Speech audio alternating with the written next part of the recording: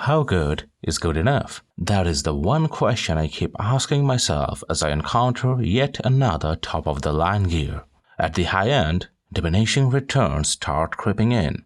You begin splitting hairs, focusing on not only the whole picture but also the abstract representation of it all. Duno has been in the earphones game a long time, but this new price bracket is rather uncharted territory for them since they've never really competed at this level before. So there would be a lot of scrutiny involved, along with the typical shade-throwing as to how only brands with a history of high-end offerings should dabble in this range. Lots of ground to cover, let's get right into it. Welcome to 10Hz Tech, I'm Kazi, and this is the Duno Luna review. Some disclaimers first, the ratings given will be subjective to the price tier, and the Luna was kindly sent by Duno as part of a loaner tour.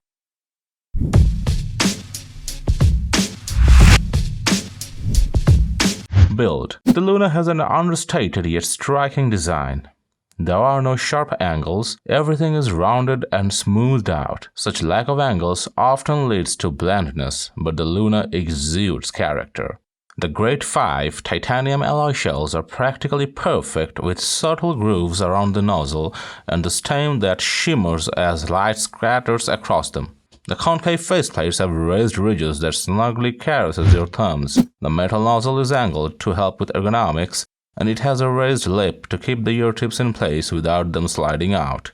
There are two visible vents, one atop the MM6 stem and another on the inner side just above the nozzle. The text Duno Beryllium is etched onto the outer circumference of the IEM. Meanwhile, the MM6 connector is further reinforced using a catch-hold mechanism that adds a substantial amount of friction between the MM6 port and jack, so the IEMs don't spin around easily.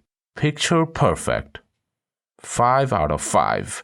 Accessories. At first, a disclaimer. Duno sent a reduced package for the Luna review tour, a good decision to ease up logistics given the current COVID situation, as the full package weighs over 2.5 kilograms. The retail package is one of the most luxurious unboxing experiences you will likely have and goes toe-to-toe with the awesome IER Z1R unboxing experience. Heck, Duno even throws in extras like a Type-C DAC dongle. A special mention goes to their custom cable. It's an OCC copper and silver mixed strand cable and has great ergonomics. No kinks or loose braids. Very pliable, and the memory hook is rather supple. It does have some heft, but I reckon that the quick switch system is responsible in this case. Speaking of the quick switch system, it's very convenient. You just pull at the plug end and it snaps out. The internal of the quick switch mechanism seems akin to a miniaturized 4-pin XLR connection. The connection was solid throughout, despite routine plugging and unplugging operation. I think this will last a while. My only gripe, the cable extends the length of the L-shaped plug, which can be a bit of a bother in the following manner. Yeah, I nitpick. Comfort. The lightweight shells and the angled nozzle coupled with the smoothed out inner shell should make this a very comfortable wear, but there is a catch. The nozzle length. While it's not that short of a nozzle, Sennheiser IE800 still takes that crown. It's not long enough for a deep fit, which is essential to get the best out of the Luna. As a result, using tips with a longer stem, for example, ASLA SpinFit final ones, is necessary for most. I myself went with the SpinFit CP100 and got good results, but your mileage may and probably will vary. Isolation is average at best, so this is not an IEM I'd recommend for commuting. 4.5 out of 5. Now, onto the sound. The big selling point of the Luna is its 10mm single dynamic driver. More accurately, the material of the driver diaphragm itself. It is one of the world's two first pure beryllium driver diaphragm earphones. Other beryllium-touting IEMs usually use a vapor-deposited beryllium coating. In fact, apart from Focal Utopia, I can't think of another headphone that had a pure beryllium driver diaphragm. The reason behind choosing beryllium is its exceptional stiffness, which combined with the relatively low density results in extremely fast sound conduction speed. We'll link to Duno's exploded driver diagram below, so you can check those out. The tech is impressive, no doubt, but the proof is in the pudding, or sound in this case. So let's talk about the lows. The most contentious part of Luna's signature, I would say. Bassheads will find it lacking in sheer volume and grunt, whereas those who prefer a more neutral response that feel right at home. I myself am veering towards a bit more rumble would be perfect, so there you go. The bass response is mostly flat, and if not for the gradual roll-off post 28 Hz, I would be ecstatic. As it stands, the bass response is fine for most genres, and even some bass line-heavy tracks, for example, Rage Against the Machine's Killing in the Name, sound fantastic. The issue arises with tracks that have deep sub-bass rumble, and it may feel a bit undercooked. Ironically, John Mayer's clarity shows off the biggest strength of the Dunu Luna's bass response: speed, texture, and impact. There is no bass bleed, while bass resolution is excellent with different instruments displaying their subtly different textures. Meanwhile, the speed displayed in fast-paced tracks have a planar-like feel to them, albeit with more body and slightly slower decay. The impact, meanwhile, is instantaneous and can feel a bit jarring at first if you're coming from an all-balanced armature or regular hybrid earphones. You do get used to it quickly, and then there is no going back, until your basshead heart yearns for sub-bass extravaganza. In short, almost perfect bass response, almost. Mids. Dunu Luna's mid-range is quite peculiar. The lower mids have a slight sense of warmth, but due to the boosted upper mids, that looks especially scary on graphs. There is an uncanny clarity to the whole mid-range. Fortunately enough, that 4 kHz boost is not really that destructive in reality. Yeah, the tonality is shifted towards the upper mids rather than absolute neutrality, but it is not shouty. On certain tracks, for example, Gin Blossom's Jealousy, it can creep ever so closer to shoutiness despite never really crossing that line. This is mostly displayed on tracks with compressed dynamic range or tracks with a lot of processed sound, Electronica for example, while well-mastered tracks have been absolutely fine. Speaking about tonality, the lower mids are mostly spot on. My reference headphone for mid-range tonality is the HD650, and these sound eerily similar to them in the lower mids. Baritone vocals are portrayed realistically with ample amount of heft, but not so much that it ends up sounding boxy. It's the upper mids that has slight coloration due to that boost, thus female vocals can often become a bit tiring to listen to, as is the case with Fro Fro's solo studio album, Details, or Wolf Club's Tears, which is a rather extreme example. This dichotomy is the sole reason why I can't quite declare Luna's mid-range as perfection. On a more positive note, string instruments have a bit of extra bite, which is welcome in many tracks. Another one of Luna's strengths?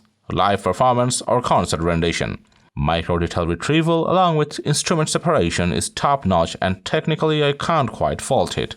To summarize, coloration in the upper mids is counterbalanced by a warm lower mid-range. Overall, excellent detail retrieval and instrument separation. Male vocals are superb, female vocals can get a bit spotty depending on track or mastering. Timbre in general is realistic, with the aforementioned caveat of upper registers. 4.5 out of 5. And now, treble. Perhaps the one thing that best showcases the true prowess of this beryllium driver. It's immaculate, for my taste at least. I listen to quite a few heavy metal, hard rock genres and subgenres, and hi-hats and cymbal hits are things I'm rather particular about. Often the treble is sizzly, resulting in a whinge rather than an ensuing headbang. Luna walks the fine line between excess treble energy and proper treble sparkle. The treble extension is excellent with ample amounts of air beyond 10 kHz. Transient response is exceptional with instantaneous attack and a natural decay, unlike the ultra-fast, unnatural blips of typical BA drivers. In terms of tracks that showcase this, take Slipknot's Liberate for example. It's a rather heavy track with blistering fast drum work by the one and only Joey Jordison. Luna keeps up as well as anything out there in this price bracket. Same applies to Porcupine Tree's The Sound of Muzak, where every cymbal strike is accurately defined. No smearing whatsoever, and the attack decay pattern is realistic. Another unusual characteristic of the Luna is its ability to deal with compressed dynamic range tracks. Silversun Pickup's future-for scenarios can turn into an incoherent mess in lesser earphones, not so much here. The heavily distorted guitar riffs neither overshadow the cymbals nor the vocals. Thus, if you listen to a lot of indie tracks, the Luna can be a very good option indeed. 5 out of 5. So let's talk about the soundstage. Stage width is not class-leading, but both stage height and depth are excellent. Instrument placement is determined by the mastering of the track itself, with certain tracks having a very upfront instrumentation and some having sparse representation. 4.5 out of 5. And for imaging, this is more like it. When I first listened to the Luna, I couldn't quite pin down why songs sounded slightly different on them versus most other IEMs, and after a while I realized it's their headphone-like instruments placement. Swapping between these and the final Sonorous 3, a headphone with excellent imaging and even wider stage often resulted in an eerily similar imaging, which is odd as headphones usually have the upper hand in imaging. The only weak point I can mention is the imaging of events happening at the very back of your head, which even many headphones struggle to realistically portray. For an in-ear monitor and considering all the limitations, this is excellent performance. 5 out of 5. Talking about source and amplification needs, Luna can easily get loud out of most dongles and phones. However, they can exhibit hiss with higher noise floor sources, so keep that in mind. I personally found it to perform the best out of Yulong Canary with its slightly warm tonality. Q-Style QPO-1R was also great. On the plus side, Luna is source output impedance agnostic, so even if you have something with a rather high output impedance like those OTL tube amps, you will likely be safe from frequency response aberrations. And now we come to the comparison section. Unfortunately, I couldn't audition the IEMs I planned to compare to the Luna at the stores. Due to the current lockdown situation, I had plans to compare these against Sony IER Z1R and Campfire Solaris among others, but alas, the ones I could compare to mostly fell short. Among the classic dynamic driver IEMs, Sennheiser i800S sounded bland and lacked the mid-range prowess of the Luna. Detail retrieval is a downgrade, whereas the treble response is far more peaky with that dreaded 5 kHz spike. Soundstage is a tad wider, but imaging is hazy in comparison. Sub-bass is more boosted on the Sennheiser, but then falls flat in terms of dynamics, overall bass texture, and speed. The biodynamic Zolento remote, meanwhile, struggled to keep up with the Luna in terms of nearly every technical parameter: bass speed, texture, micro-detail retrieval, dynamics, treble extension, imaging, soundstage. It is a wash. Only on certain tracks can the Zolento's overall warmth be more inviting than the less forgiving Luna, but that's about it. So let's talk about the de facto standard of kilowatt IEMs, Campfire Andromeda, the 2019 version. Build quality and comfort I'd give to the Luna. The Luna cable is also markedly better. The Andros have more boosted bass, depending on your source's output impedance. Mine was 0.6 ohms, but bass texture and dynamics go to the Luna. I really like the lower mids representation of both of these IEMs, but Andros had a more cluttered mid-range due to slightly more emphasized lower mids, while the Luna managed to pull off clarity without sounding thin. Upper mids are more restrained on the Andros, thus facilitating longer listening sessions. Overall detail retrieval goes to the Luna by a margin in my book. Luna just sounded more effortless, and even in busier tracks, instruments never smeared into one another. The treble continues that trend, so does imaging and instrument separation. The Andromeda did have a wider stage, but that's about it. So, conclusion time. When I first listened to the Luna, I didn't quite find it jaw-dropping enough. It quickly grew on me, however, and now is one of my most favorite IEMs out there. The build, exemplary, accessories, plentiful, and the packaging is extravagant. The bass is mostly excellent, the mid-range has remarkable technicalities and portrayal of male vocals, while female vocals might have the added glare depending on track or mastering. The treble, meanwhile, is perfect for my taste and suits a varying range of genres. Soundstage, imaging, and instrument separation is akin to certain full-sized headphones and should satisfy most buyers. The big elephant in the room, sadly, the price tag. At $1,700, the Luna has to battle established flagships like the Sony IER Z1R, Campfire Solaris, and the 64 Audio U12T. just to name a few. Furthermore, Duno also has to consistently showcase top-tier customer support and reliability quality assurance to appeal to the higher-end buyers. In the former case, it is often up to the listener, since personal preferences swing the tides by a large degree. The latter is being addressed by Duno via prominent presence in audio forums and quick, transparent communication. They have been very upfront about the technical details and tuning decisions of the Luna, which is refreshing indeed. To take things a step further, Duno is also offering a private client program so you can listen to them at home before deciding a purchase. There is a link to that in the descriptions, you can check it out.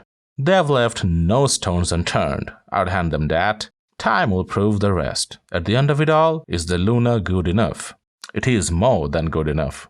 Highly recommended. So, this was the second full proper review of our channel. We're still trying to figure some of the kinks out, and in time, hopefully things will be a lot more streamlined. So, yeah, keep watching, stay safe, and I'll see you on the next one. Ciao.